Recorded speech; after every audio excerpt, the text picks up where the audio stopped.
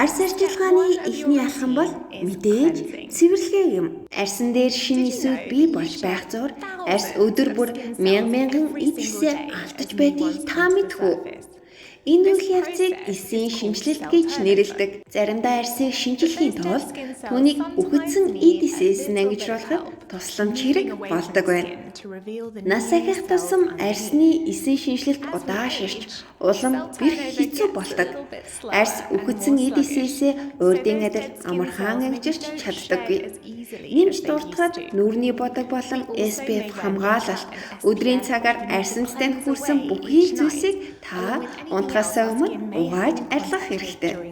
Хизээнээс илүү чухал асуудал болж байгаа өнөөгийн орчны бохирдлын талаар бид мартаж болохгүй.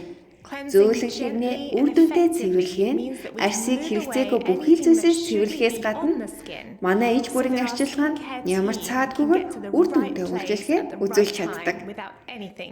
Би арьсаа үргэлж 2 удаа цэвэрлэдэг. Хэрв надтай адил та нүрээ бодох дуртай бол нүрээ угаахдаа новэж цэвэрлэгч тосоор эхлэхийг зөвлөж байна. Хор арьсанд түрхэж усаар зайлахынхаа өмнө илэг хийгээрэй. Энэ нь усан тэсвэртэй нүрний бодгийг ч маш сайн арилгахад тусалдаг. Та тослог арьстай байсан энэ бүтээгдэхүүнээс огтхон жаах хэрэггүй. Тэрээр арьсны тослохыг мөн түнчлэн нүрний бодог болон өдөр тутмын арьсан дээрх бохирдлыгч маш түргэн шуурхай ба хялбар байдлаар арилгадаг. Үүний зэрэгцээ арьсыг арчилж тайвшруулах ба тэжээлээр хангаж өгдөг байна. Дараа нь би новэж цуврал бүрт багтдаг 1-2 угаагч гелийг хэрэглэдэг. Нэг удаагийн хэрэглээнд та 1-2 даралтыг дарахад хангалттай хэмжээ юм. Энэхүү бүтээгдэхүүн нь арьсыг цэвэрлэх ба тэнцвэржүүлэх үйлчилгээтэй учраас хэрэглэсний дараа арьс маш зөөлөн болборой ба уян хатан болохын зэрэгцээ таатай мэдрэмж төрөх болно. Угаагч гэл нь зөвхөн арьсны бохирдлыг арилгахаас гадна аминдимийн тусламжтайгаар таны арьсыг арчилж угаасны дараа хуурай ба таталцсан мэдрэмжийг огт үлдээхгүй.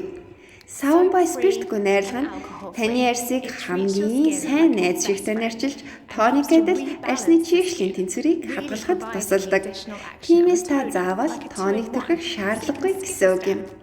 Өглөө болгон нүрээ угаахаа бүүн мартаарай.